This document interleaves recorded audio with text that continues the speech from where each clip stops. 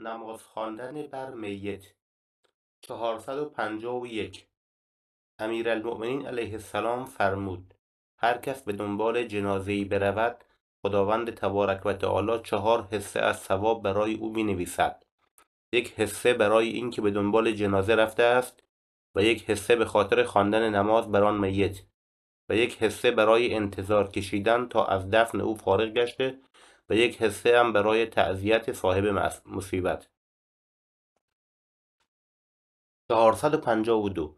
امام باقر علیه السلام فرمود: هر کس با جنازه‌ای روان شود تا آنگاه که بر او نماز میت بخواند و سپس بازگردد، او را 1 قیراط پاداش است، و اگر با آن جنازه پیاده برود تا او دفن شود، برای او 2 قیراط پاداش می باشد و قیراط به اندازه کوه احد است. 453 و آن حضرت فرمود: هر کس از پی جنازه مرد مسلمانی برود یا آن را تشییع کند، در روز قیامت 4 شفاعت به او داده خواهد شد و هیچ دعایی برای میت نمی‌خواند مگر آنکه فرشته موکل به او گوید: خداوند دعای تو را قبول کرد و تو را نیز همانند آن کرامت فرمود. 454 امام صادق علیه السلام فرمود: کسی که هر 4 گوشه تابوت را بگیرد و حمل کند، خداوند 40 گناه کبیره او را بیامرزد. 455 و باز آن حضرت فرمود: هر کس جنازه مؤمنی را تشییع کند تا او در قبرش دفن شود، خداوند 70 فرشته را که کارشان تشییع است بر او گمارد تا زمانی که از قبرش بیرون می آید و به سوی موقف می رود، او را با اعزاز اکرام تشییع نمایند تا از فزع و هول قیامت ایمن باشد. 456 و باز آن حضرت فرمود: اول تحفه‌ای که به مؤمن در قبرش داده می شود و باعث خوشنودی خاطر او می شود، این است که به او خبر می دهند که گناهان کسانی که او را مشایعت کرده بودند بخشیده شد. 457 امام باقر علیه السلام فرمود: هنگامی که مؤمن داخل قبرش می شود، ندا داده می شود آگاه باش، همانا اول بخششی که به تو کرامت کردیم بهشت است و نخستین عطایی که به مشایعت کنندگان تو ارزانی داشتیم آمرزش گناهان ایشان است. 458 و باز امام باقر علیه السلام فرمود: هر کس جنازه برادر مرده خود را با گرفتن 4 گوشه تابوت بردارد، خداوند 40 گناه از گناهان کبیره او را محو و نابود می سازد. و سنت برداشتن تابوت از گوشه های 4گانه آن است و بعد از آن دیگر هر چه بردارند جز مستحبات است. سنت را ترک نباید کرد، ولی در تطوع شخص مختار است. 459 امام صادق علیه السلام فرمود: هر کس 4 گوشه تابوت میت را بگیرد، خداوند 25 گناه کبیره را از او می آمرزد و اگر به نحو خاص تربیع کند، از گناهان بیرون می رود. تربیع یعنی از یک سو به ترتیب معین شروع کرده و به گوشه آخری ختم کند. 460 امام صادق علیه السلام به اسحاق ابن عمار فرمود: هرگاه 4 گوشه تابوت میت را برداری و حمل کنی، از گناهان خارج و آری و شسته می شوی، آنچنان که مادرت تو را زاییده است. 461 امام باقر علیه السلام فرمود: راه رفتن پشت جنازه بهتر از راه رفتن جلوی آن است، ولی اشکال شرعی ندارد اگر جلوی جنازه راه بروی. 462 حسین ابن سعید طی عریضه‌ای که به امام رضا علیه السلام تقدیم داشت سؤال کرد در مورد تابوت میت که آیا برداشتن آن از طرف معینی از گوشه‌های 4گانه آن شروع می شود یا از هر طرفی که برداشتن آن بر شخص آسان‌تر است. آن حضرت در پاسخ نوشت: از هر جانب که بخواهد بردارد. 463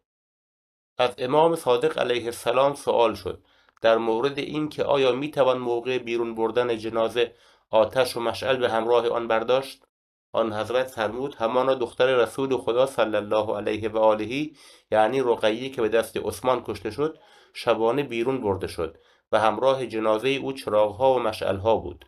فرمایش آن حضرت در مورد بردن آتش به همراه جنازه که تجویز شده مربوط به استفاده از چراغ جهت روشنایی به هنگام شب است، نه استفاده از آتش و شمع در روز که روشنایی آنها منظور نیست. و اگر تأثیر به رسوم جاهلی و یا یادگاری از عهد پرستش و تقدیس و تعظیم آتش تلقی نشود، حداقل اسراف بودن آن بدون تردید و مسلم است. 464 محمد ابن مسلم از امام باقر یا امام صادق علیهم السلام روایت کرده گوید: از آن حضرت در مورد راه رفتن به همراه جنازه سؤال کردم. آن حضرت فرمود پیشاپیش آن و از سمت راست آن و از سمت چپ آن و پشت سر آن راه رفتن بلا اشکال و خوب است. 465 عبدالله ابن سنان از امام صادق علیه السلام روایت کرده که آن حضرت فرمود: هنگامی که حضرت آدم علیه السلام وفات یافت، پس از تجهیز و تکفین نوبت به نماز به جنازه او رسید. هبت الله شیث به جبرئیل علیه السلام گفت: ای فرستاده خدا، جلو بایست و بر پیغمبر خدا نماز بخوان. جبرئیل گفت: همانا خداوند عزوجل ما را فرمود به پدرت سجده آوریم، پس ما هرگز بر نیکوکاران فرزندان او پیشی نمیگیریم و تو از نیکوکارترین ایشان هستی. پس شیث پیش ایستاد، 5 تکبیر بر آدم گفت، به عدد نمازهایی که خداوند تعالی بر امت محمد صلی الله علیه و آله واجب گردانیده است. و این در میان فرزندان آدم سنتی شد که تا روز قیامت جریان دارد. 466 رسول خدا صلی الله علیه و آله را مرسوم چنان بود که هرگاه بر میت نماز می‌گذارد تکبیر می‌گفت و شهادتین می‌خواند و باز تکبیر می‌گفت و بعد بر پیامبر و آل او صلوات می‌فرستاد و دعا می‌کرد. سپس تکبیر می‌گفت و برای مؤمنین و مؤمنات دعا می‌کرد و باز تکبیر چهارم را می‌گفت و برای مرده دعا می‌کرد و باز برای آخرین بار تکبیر می‌گفت و فارغ می‌شد. هنگامی که خداوند عزوجل آن حضرت را از نماز گذاردن بر منافقان نهی فرمود، رسول خدا صلی الله علیه و آله از آن پس در نماز میت تکبیر می‌گفت و شهادتین می‌خواند، باز تکبیر می‌گفت و بر پیامبر و آل او صلوات می‌فرستاد و باز تکبیر می‌گفت و برای مؤمنین و مؤمنات دعا می‌کرد و بعد تکبیر چهارم را می‌گفت و فارغ می‌شد و برای میت دعا نمی‌کرد. و کسی که بر مرده‌ای نماز می‌خواند باید کنار سر او بایستد، به صورتی که اگر بادی وزید و جامه‌اش برداشته شد به جنازه بخورد، یعنی نه چندان دور و نه چندان نزدیک. آنگاه تکبیر گوید و بخواند: اشهد ان لا اله الا الله وحده لا شریک له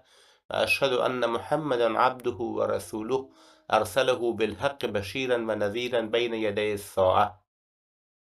یعنی گواهی می‌دهم و علم و یقین دارم که هیچ معبود آفریدگاری نیست که عبادت او جایز باشد جز الله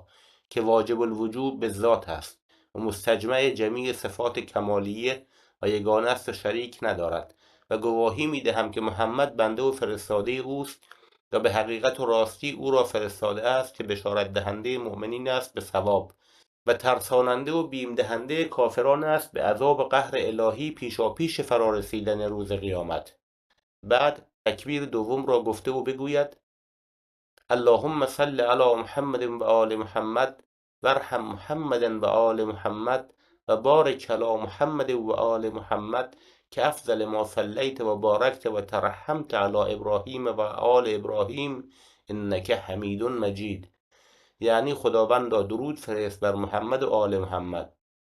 و رحمت فرست بر محمد و آل او و برکت بر محمد و آل محمد کرامت فرما، همچون بهترین و برترین صلوات و برکت و رحمت که بر ابراهیم و آل ابراهیم فرستاده ای که به راستی تو شایسته و سزاوار جمیع ثناهایی و بزرگواری و عظمت مخصوص تو است. آنگاه تکبیر سوم را میگوید و این دعا را میخواند: اللهم اغفر للمؤمنین والمؤمنات والمسلمین والمسلمات الاحیاء منهم والاموات. یعنی بار خدایا بیامرز گناهان مردان و زنان با ایمان را و مردان و زنان مسلمان را، زندگانشان را و مردگانشان را. و پس از آن تکبیر چهارم را میگوید و این دعا را میخواند: اللهم عبدک و ابن عبدک و ابن امتک نزل بک و انت خیر منزول به، اللهم انا لا نعلم منه الا خیرا و انت اعلم به منا، اللهم إن كان محسنا فزد في إحسانه وإن كان مسيئا فتجاوز عنه واغفر له. اللهم اجعله عندك في أعلى عليين واخلف على أهله في الغابرین وارحمه برحمتك یا ارحم الراحمین. یعنی بار خدایا بنده تو و پسر بنده تو و پسر کنیز تو به رحمتت نازل شده و به درگاه تو آمده است و تو بهترین و برترین کسانی هستی که به درگاهش نزول کنند. بار خدایا ما جز خوبی از او چیز دیگری نمیدانیم و تو با احوال او از ما داناتری. بار خدایا اگر نیکوکار بوده است پس تو احسان خود به او زیاده و افزون ساز و اگر گناهکار بوده از گناهانش درگذر و او را مورد عفو و بخشایش خودت قرار ده. خداوندا روح او را یا مقامش را در بالاترین مراتب بهشت نزد خود قرار ده و تو جای خالی او را در میان بازماندگانش با تدارک احوال ایشان پر ساز و با رحمت واسعی خیش بر او رحمت آور ای مهربان ترین مهربانان. پس از آن تکبیر پنجم را بگوید و چون از نماز فارغ شد جای خود را ترک نکند تا وقتی که جنازه را بر سر دستهای مردان ببیند. و علت اینکه 5 تکبیر بر میت گفته می شود آن است که خداوند تبارک و تعالی 5 فریضه را بر مردمان واجب گردانیده است: نماز، زکات، روزه، حج و ولایت. و خداوند متعال برای میت بدل از هر فریضه تکبیری مقرر فرموده است. 467 و روایت شده که علت آن تکبیرات آن است که خداوند تعالی بر مردم 5 نوبت نماز در شبانه روز واجب ساخته است و از هر نماز واجب تکبیری برای میت مقرر داشته است. و کسی که بر جنازه زن نماز می‌خواند محاذی سینه او می‌ایستد و نماز میت سلام ندارد مگر در حال تقیه. 468 و رسول خدا صلی الله علیه و آله بر حمزه 70 تکبیر گفت. کیفیت آن چنان بوده که بر جنازه حمزه 5 تکبیر گفت، بعد جنازه های دیگر را به ردیف کنار او نهادند و بر آنها نیز نماز گذارد. سپس جنازه های دیگری نهادند، باز بر همه نماز گذارد تا 70 تکبیر کامل گشت. 469 و امیر المؤمنین علیه السلام بر سهل بن حنیف 25 تکبیر گفت. 470 و امام باقر علیه السلام فرمود امیرالمؤمنین علیه السلام 5 بار بر او نماز گذارد و در هر نمازی 5 تکبیر می گفت و هر چندگاه جمعی می رسیدند و می گفتند یا امیرالمؤمنین ما به نماز سهل بن حنیف نرسیدیم. آن حضرت می فرمود جنازه را پیش می گذاشتند و بار دیگر بر او 5 تکبیر می گفت تا وقتی به قبر او رسید 5 مرتبه این کار تکرار شده بود. و کسی که بر جنازه 1 یا 2 تکبیر گفته باشد بعد جنازه دیگری کنار او گذارند اگر بخواهد میتواند در همان حال 5 تکبیر دیگر بر هر دو بگوید، یعنی نماز اول را قطع نکند و یا نماز اول را با 3 تکبیر به پایان برد و نماز دیگری را بر میت دوم از سر گیرد. و هرگاه کسی بر جنازه نماز گذارد و معلوم شد که جنازه سر و ته و از وضع صحیح شرعی واژگونه بوده است، مثلا سر او در محل پایش و پایش در محل سر قرار داشته یا به رو افتاده و یا سر به طرف دست چپ واقع شده بود، پس باید آن را به صورت درست درآورده و پیش نهند و نماز را تکرار کنند. 471 حلبی از قول امام صادق علیه السلام روایت کرد هرگاه کسی در اثنای نماز برسد و 1 یا 2 تکبیر از نماز میت را با امام دریابد باید باقی مانده تکبیرات را خود پیاپی به جای آورد. 472 عمرو بن یزید از امام صادق علیه السلام روایت کرده که آن حضرت فرمود هرگاه مؤمنی از دنیا برود و 40 نفر از مؤمنان بر جنازه او حضور یافته و بگویند اللهم انا لا نعلم منه الا خیرا و انت اعلم به منا، یعنی بار خدایا ما جز خیر و خوبی چیزی از او نمیدانیم و تو نسبت به او از ما داناتر هستی. خداوند تبارک و تعالی میفرماید من گواهی های شما را بر خوبی او پذیرفتم و او را در مورد آنچه که خود میدانم و شما از آن بیخبرید آمرزیدم. شرح مراد آن است که اگر کسی بین خود به خدا لغزشی داشته اما در بین مردم رعایت اخلاق و قوانین مذهبی را میکرده و تظاهر به خلاف نمی نموده و همچنین حریم اسلام را حفظ میکرده و حقیقتا همه جز خوبی چیزی دیگری از او سراغ نداشتند، اگر 40 نفر بر سر جنازه اش بگویند ما جز خوبی و خیر در او سراغ نداریم، خداوند از گناهان پنهانی او خواهد گذشت و این به منزله شهادت و گواهی است. چنانچه این 40 تن مؤمن باشند، شهادتشان بدون تردید مقبول خواهد افتاد، نه اینکه 40 نفر به لفظ بگویند انا لا نعلم منه الا خیرا، با اینکه بسیار شر از او سراغ دارند. 473 و فضل بن عبدالملک از امام صادق علیه السلام پرسید آیا می توان در مسجد بر میت نماز خواند؟ آن حضرت فرمود آری. 474 و نیز ابوبصیر از آن حضرت سؤال کرد هرگاه زن بمیرد چه کسی سزاوارتر است بر او نماز گذارد؟ آن حضرت فرمود شوهر آن زن. عرض کرد آیا شوهر سزاوارتر است از پدر، فرزند و برادر او؟ فرمود آری و او غسل هم میتواند بدهد یا در غسل دادن نیز مقدم است، البته از زیر پوشش که نظرش بر اندام و عورت زن نیفتد.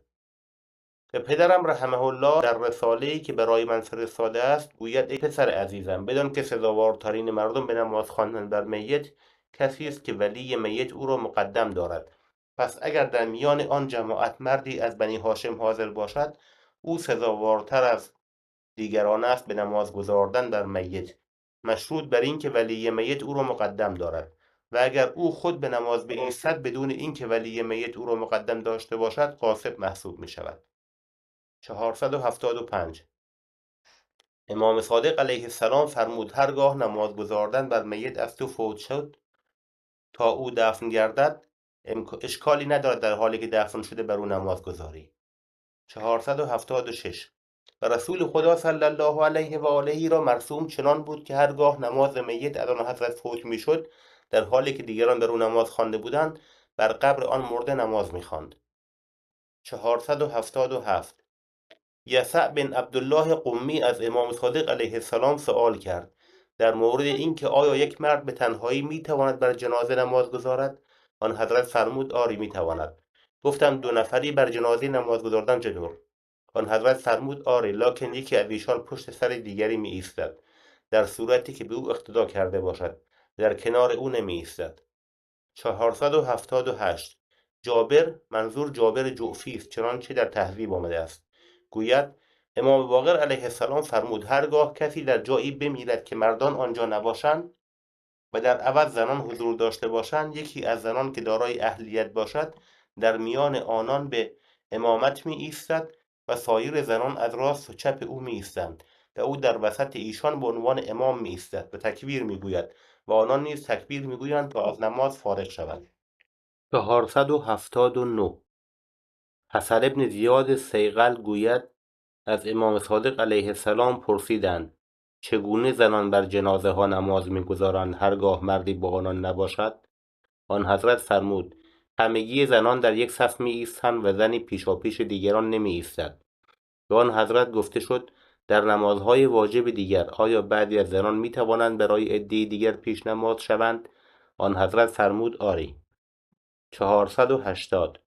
رسول خدا صلی الله علیه و آله فرمود بر کسی که از امت من است و سنگسار شده و همچنین بر کسی که خود را کشته و از امت من است نماز گذارید، به هیچ کس از امت مرا بدون نماز رها مکنید.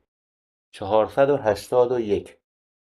هشام بن سالم از امام صادق علیه السلام پرسید در مورد شرابخوار و زناکار و دزد که مسلمان باشند در صورتی که بمیرند آیا برایشان نماز میت باید خوانده شود؟ آن حضرت فرمود آری. 482 عمار ساباتی گوید به امام صادق علیه السلام عرض کردم در این مورد که گروهی در سفرشان بر ساحلی قدم میزنند که ناگهان به جسد مرد عریانی برمیخورند که امواج دریا او را از آب به ساحل افکنده و ایشان خود نیز نیمه برهنه هستند و غیر از لنگ یا میان بند پوشیدنی دیگری با خود ندارند. اکنون با این ترتیب چگونه بر او نماز بخوانند در حالی که او کاملا برهنه است و ایشان جامعه اضافی ندارند که به آن او را کفن کنند؟ میفرمایید چه باید بکنند؟ آن حضرت فرمود گوری برای او میکنند و او را در لحدش گذاشته و خشتی بر عورت او مینهند تا عورتش با خشت و سنگ پوشیده گردد. آنگاه بر او نماز خوانده می شود و بعد دفن می گردد. 483 اسحاق ابن عمار از امام صادق و آن حضرت از پدر بزرگوارش علیهم السلام روایت کرده که امیرالمؤمنین علیه السلام در محلی به پاره‌های چند از جسدی برخورد. پس فرمود آن تکه ها را جمع کنند و چون فراهم شد حضرت بر آنها نماز گذارد و بعد همان پاره ها را دفن کردند. 484 فضل ابن عثمان اعور از امام صادق و آن حضرت از پدر بزرگوارش علیهم السلام روایت کرده درباره مردی که به قتل رسیده و سرش در قبیله پیدا شود و قسمت وسط بدن و سینه و دستان او در قبیله دیگر و باقی جسدش در قبیله دیگر یافت شود. آن حضرت فرمود خونبهای او بر آن جماعتی است که سینه و دستان او در قبیله ایشان یافت شده و نماز بر بخش سینه او واجب است، یعنی به آن قسمت که سینه در آن است باید نماز گذارد. 485 امام صادق علیه السلام فرمود هرگاه جنازه مرد کشته شده‌ای یافت شود اگر عضوی از اعضای او پیدا شود که تمام باشد بر آن عضو نماز خوانده شده و دفن می‌گردد و اگر عضوی تمام از او پیدا نشود نماز نمی‌خواهد و همانطور دفن می‌گردد و اگر شخص به 2 نیم شده باشد بر آن نیمه که قلب در آن قرار دارد نماز می‌گذارند و هرگاه جز سر میت عضو دیگری یافت نشود بر آن نماز نمی‌گذارند. 486 زراره و عبیدالله ابن علی حلبی از امام صادق علیه السلام روایت کردند که از آن حضرت سؤال شد که چه وقت و تا چه سنی بر طفل نماز میت خوانده می شود. آن حضرت فرمود هرگاه در سنی باشد که درک کند نماز یعنی چه و تمیز داشته باشد. حلبی گوید پرسیدم چه زمانی نماز بر او واجب می شود و لازم است که او را به نماز خواندن بدارند. فرمود هنگامی که 6 ساله شود و در مورد روزه هرگاه تاب انجام آن را داشته باشد و هر کس حاضر شود با گروهی که بر طفلی نماز گذارند باید بگوید اللهم اجعله لابویه و لنا فرتا، یعنی بار خدایا این طفل را پیش رو و طلایه‌دار پدر و مادرش و ما قرار ده که از جهت ما پیشاپیش ثوابی فراهم کند چون در گذشت طفل پیش از والدینش و صبر ایشان بر مرگ او موجب پاداشی عظیم است. 487 امام باقر علیه السلام بر فرزند خود که پسر بچه‌ای 3 ساله بود نماز کرد و فرمود اگر بیم آن نبود که مردم میگفتند بنی هاشم بر کودکان خردسال خود نماز نمیگذارند من بر او نماز نمیخواندم، یعنی نماز بر کسی که در این سن باشد لازم نبود. 488 و از آن حضرت ظاهرا از امام باقر علیه السلام است ولی در کافی از امام صادق علیه السلام پرسیده شده است. سوال شد کی و تا چه سنی نماز میت بر جنازه طفل واجب می شود؟ آن حضرت فرمود هنگامی که بفهمد نماز یعنی چه و تمیز داشته باشد و 6 سالش تمام باشد. 489 زراره و محمد ابن مسلم از امام باقر علیه السلام روایت کردند که آن حضرت فرمود نماز بر مستضعف از نظر اعتقادی و کسی که مذهبش معلوم نیست پس از شهادتین و تکبیر دوم ابتدا بر پیامبر صلی الله علیه و آله فرستاده می شود و برای مؤمنین و مؤمنات دعا می شود و این آیه را می خوانند اللهم اغفر للذین تابوا و اتبعوا سبیلک و قهم عذاب الجحیم، یعنی بار خدایا بیامرز کسانی را که از بدیها و مذهب باطل توبه کرده باشند و راه تو را که مذهب حق است پیروی کرده باشند و ایشان را از عذاب جهنم نگاه دار. در نماز بر کسی که مذهبش شناخته نیست میگویند اللهم ان هذه النفس انت احییتها و انت امتها اللهم ولها ما تولت واحشرها مع من احببت، یعنی بار خدایا این مخلوق را تو زنده گردانیدی و تو را میراندی آنچه را که این شخص بدان تولا کرده بر او والی گردان و او را با هر که خود دوست می داشته محشور گردان. 490 صفوان بن مهران از امام صادق علیه السلام روایت کرده که آن حضرت فرمود مردی از منافقان فوت شد و حسین ابن علی علیهم السلام به جنازه آن منافق بیرون شد و میرفت که در راه با غلام آزاد کرده خود یا یکی از شیعیانش ملاقات کرد و حضرت از او پرسید کجا میروی؟ عرض کرد از جنازه این منافق میگریزم که حاضر نباشم تا بر او نماز کنم. امام علیه السلام به او فرمود بیا کنار من بایست و آنچه از من شنیدی تو نیز تکرار کن. راوی گوید آن حضرت دستهای خود را بلند کرده و فرمود اللهم اخذ عبدك فی عبادک و بلادک، اللهم اصله اشد نارک، اللهم اذقه حر عذابک، فانه کان یوالی اعدائک و یعادی اولیاءک و یبغض اهل بیت نبیک. یعنی خداوندا این بنده‌ات را در میان بندگانت در شهرهای خود خوار و بی‌آبرو گردان. بار خدایا او را با سختترین آتش خود آتش افروز جهنم گردان. بار خدایا سوزندگی عذابت را به او بچشان. همانا او با دشمنان تو دوستی میکرد و با اولیا و دوستان تو دشمنی میکرد و نسبت به خاندان پیامبر تو کینه‌توزی و دشمنی مینمود. 91. عبیدالله ابن علی حلبی از امام صادق علیه السلام روایت کرده که آن حضرت فرمود هرگاه که بر دشمن خداوند عزوجل نماز گزاردی بگو اللهم انا لا نعلم منه الا انه عدو لك ولرسولك، اللهم فاحش قبره نارا بحشه جوفه نارا وعجله الى النار، فانه كان يوالي اعدائك ويعادي اولیاءك ويبغض اهل بیت نبیک، اللهم ضیق علیه قبره. یعنی بار خدایا ما از حال او چیزی نمیدانیم جز این که او دشمن تو و دشمن پیامبر توست. خداوندا گور او را از آتش لبریز گردان و اندرونش را پرآتش ساز و او را هر چه زودتر به آتش دوزخ برسان که او با دشمنان تو دوستی میکرد و با دوستان تو دشمنی مینمود و نسبت به خاندان و فرزندان رسول تو کینه‌توزی میکرد و بغض میورزید. بار خدایا گورش را بر او تنگ و توأم با فشار گردان و چون از زمین برداشته شد بخوان اللهم لا ترفعه ولا تزک. یعنی بار خدایا او را مرتبه بلند مده و پاکیزه اش مگردان و اگر میت مستضعف باشد یا اعتقادش سست و ضعیف باشد بگو اللهم اغفر للذین تابوا واتبعوا سبیلک و قهم عذاب الجحیم.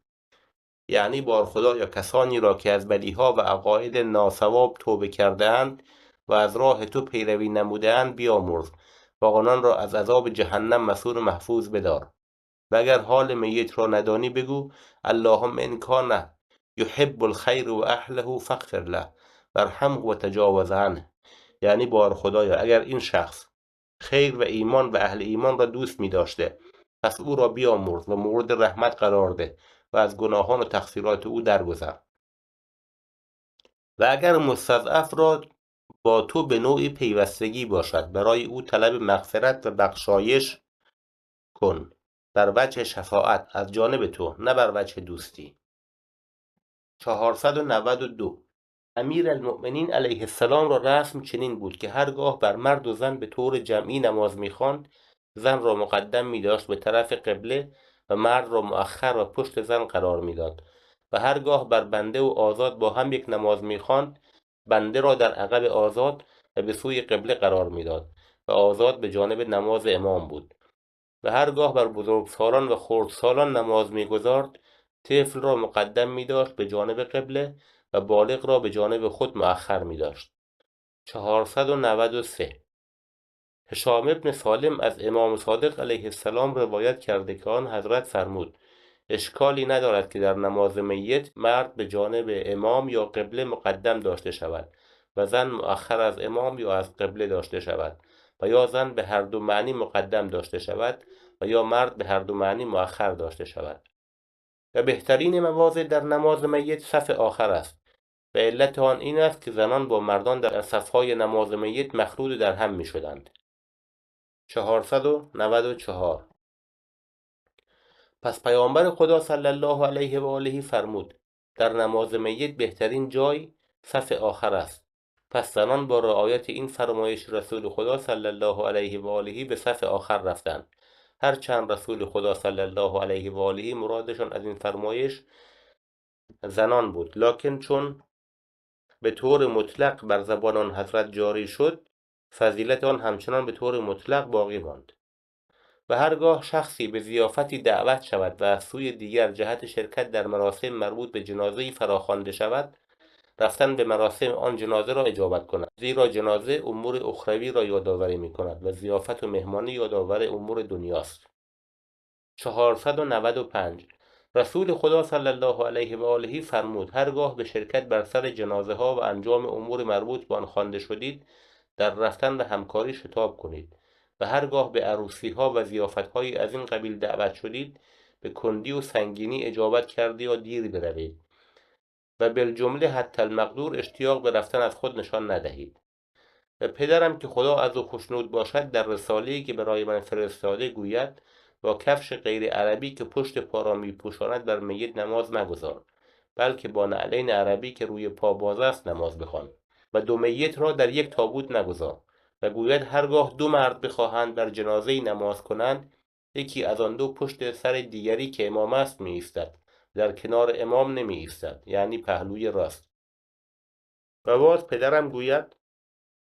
هرگاه جنازه مردی و زنی و پسر نوجوانی و غلامی جمع شود، پس آنها را به این ترتیب در کنار هم بگذار: پیش از همه زن را به جانب قبله بگذار و بنده را بعد از او قرار بده و پسر را بعد از بنده و مرد را پس از پسر و نزدیک به امام بگذار. و امام پشت مرد می ایستد و بر جمله آنها یک نماز می گذارد. 496 یونس بن یعقوب از امام صادق علیه السلام سؤال کرد در مورد اینکه آیا میتوان بدون وضو بر جنازه نماز خواند. آن حضرت فرمود: آری، نماز میت به منزله و در حکم تکبیر گفتن و تسبیح و حمد خداوند کردن و ذکر لا اله الا الله گفتن است، همچنان که در خانه خود تکبیر و تسبیح میگویی و در خبر دیگر آمده که اگر دوست دارد با طهارت باشد میتواند تیمم کند. 497 محمد ابن مسلم از امام محمد باقر علیه السلام روایت کرده که آن حضرت فرمود: حائض می تواند بر جنازه نماز کند، ولی جدا بایستد و با مردان نایستد. 498 و در روایت سماعت ابن مهران از امام صادق علیه السلام آمده است که حائض هرگاه بر جنازه حاضر شود، تیمم نموده و بعد نماز گذارد، ولی جدا از صف و خود به تنهایی می ایستد، یعنی او در گوشه ایستاده و با مردان مخلوط نمی شود. و شخص جنوب را هرگاه جهت نماز بر میت پیش انداختن تا امامت کند، تیمم می کند و بعد بر جنازه نماز می گذارد. به هنگامی که میت به طرف قبرش برده می شود، نباید یکباره و ناگهانی در گور گذاشته شود، زیرا قبر را ترس‌هایی عظیم است و کسی که میت را در قبر می نهد باید او را به پناه خداوند تبارک و تعالی سپارد، از هول آنچه بر آن مشرف است یا هول روز قیامت. و هنگامی که به نزدیکی قبر رسانید، جنازه را بر زمین میگذارد و اندکی صبر میکند تا میت کمی به قبر خو کند و آن را پذیرا شود و بعد اندکی او را پیش میبرد و مدتی صبر میکند تا خود را آماده کند. باز مقداری به سوی قبر او را پیش میبرد و بعد هر کس که ولی میت خواست انتخاب کند، چه جفت و چه طاق، چه دو نفر را بخواهد وارد قبر شوند و چه یک نفر را بخواهد داخل شود، او جنازه را گرفته و در قبر میگذارد و وقتی نظرش به قبر افتاد این دعا را بخواند: اللهم اجعله روضة من ریاض الجنه لا تجعله حفرة من حفر النیران. یعنی بار خدایا این گور را باغی از باغهای بهشت گردان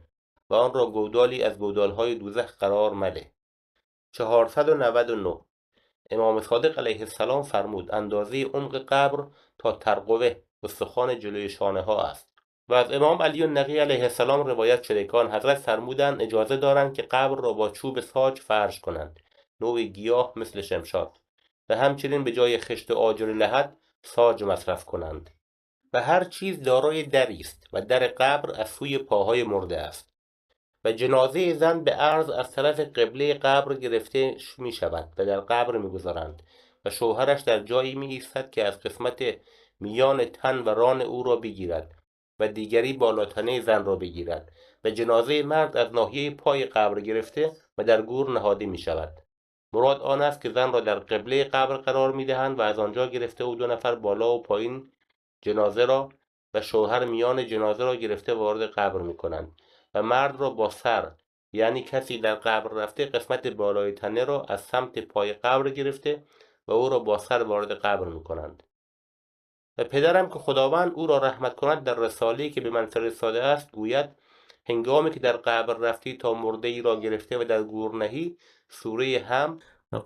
قل اعوذ برب الفلق و قل اعوذ برب الناس و آیت الکرسی را بخوان و چون میت را گرفتی تا در قبر جای دهی بخوان بسم الله و بالله و علی ملت رسول الله صلی الله علیه و آله. آنگاه میت را بر دست راستش و روی به قبله در لحد بخوابان و بندها و گره های کفنش را باز کن و گونه‌اش را بر خاک گذار و این دعا را بخوان: اللهم جاف الارض عن جنبیه و سعد الیک روحه و لقه منک رضوانا. یعنی بار خدایا زمین را از کنار دو پهلوی او دور گردان تا فشار قبر بر او وارد نشود و روح او را به سوی خود به اعلی علیین بر و خوشنودی خود را به استقبال او فرست. 500 سالم ابن مکرم از امام صادق علیه السلام روایت کرده که آن حضرت فرمود برای میت بالشی از خاک ساخته شود که سرش به زیر نیفتد و بر پشت او کلوخی قرار داده شود که بر پشت نیفتد، تمامی گره ها و بندهای کفنش باز شود و رویش کنار زده شود و برایش این دعا را بخوانند: اللهم عبدک و ابن عبدک و ابن امتک نزل بک و انت خیر منزول به اللهم افسح له فی قبره و لقنه حجته و الحقه بنبیه و قه شر منکر و نکیر. یعنی بار خدایا بنده تو و غلام زاده تو و کنیز زاده تو به درگاهت آمده و تو بهترین کسی هستی که به درگاهش آیند. خدایا قبر او را گشاده گردان و حجتش را به او تلقین فرما و او را با پیامبرش محشور گردان و از عذاب منکر و نکیر در امانش دار. پس دست راست خود را زیر شانه راست او که بر زمین است قرار می دهی و دست چپ خود را بر دوش چپ او می گذاری و او را به شدت تکان می دهی و می گویی ای فلانی فرزند فلانی. نام میت و پدرش را ذکر می کنی.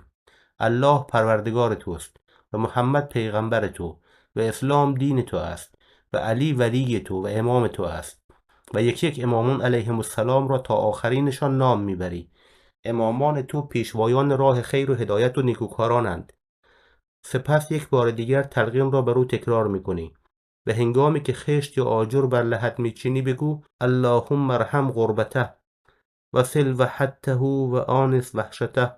و آمن روعته و اسکن الیه رحمتك رحمة یستغنی بها عن رحمت من سواک